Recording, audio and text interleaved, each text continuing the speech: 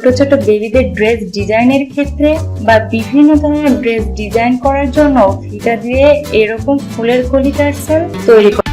আসসালামু আলাইকুম এভরিওয়ান, এসব সেলাই ঘরের পক্ষ থেকে আপনাদেরকে জানাই অভিনন্দন ও শুভেচ্ছা। সো এভরিওয়ান, এখানে হচ্ছে আমি এক টুকরা কাপড় নিয়েছি। কাপড়টিকে এবার 4 ভাঁজে ভাঁজ করতে হবে। তো ইঞ্চি টিপটিকে এইভাবে রেখে 2.5 ইঞ্চিতে দাগ কেটে নিচ্ছি সব দিকে। এখন দাগ অনুযায়ী কাটিং করে নিব। তারপর কাপড়টিকে মেলে নিচ্ছি। তো দেখুন কাপড়টি একটি সার্কেল তৈরি হয়েছে। এখানে 2টি কলি ফুল তৈরি করব। তার জন্য 4টি গোলাকার শেপের কাপড় নিব। এই গোল কাপড়টি 3টি কাপড়ের উপর রেখে গোল শেপে কাটিং করে নিব।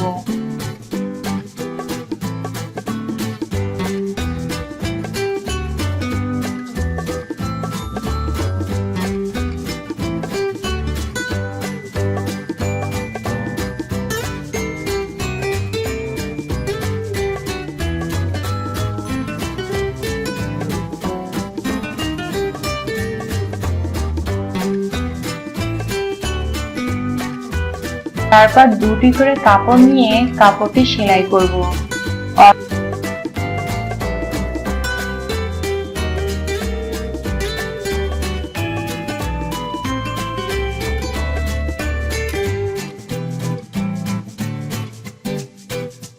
অল্প একটু সেলাই ফাঁকা রাখবো, কারণ এই ফাঁকা দিক দিয়ে কাপড়টি উল্টায় সোজা করব।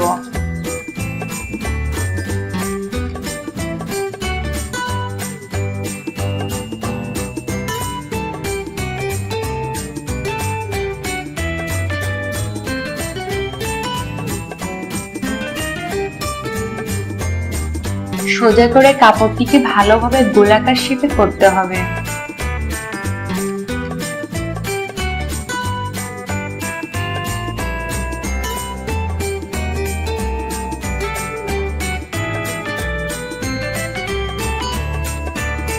এরপর রাউন্ড করে চাপ সেলাই করতে হবে।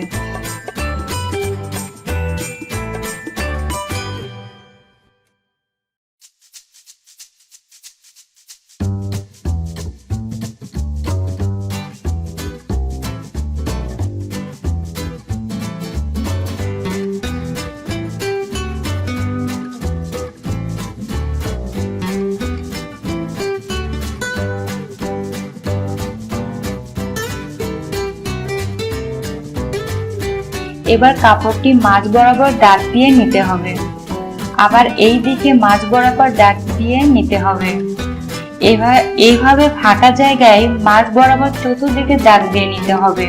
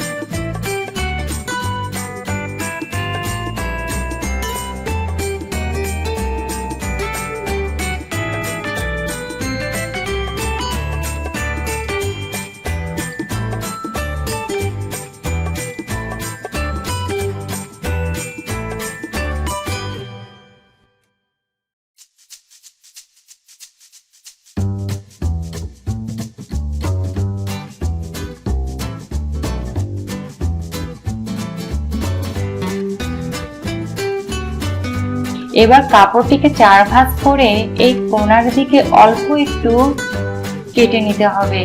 ফিতা ঢুকানো যায় ঠিক ততটুকু পরিমাণে। এবার দুটি ফিতা সেলাই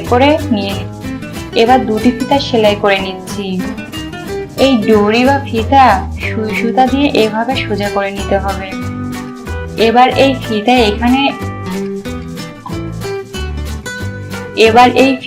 এখানে এইভাবে রেখে সোজা করে দাগের উপর চিকন করে সেলাই দিতে হবে। এভাবে প্রত্যেকটি দাগের উপর চিকন করে সেলাই করতে হবে। তবে একটা জিনিস লক্ষ্য রাখতে হবে যে দাগ বরাবর প্রতিটি সেলাই করার সময় ফিতাটি মাঝ বরাবর আছে কিনা সেটা লক্ষ্য রাখতে হবে।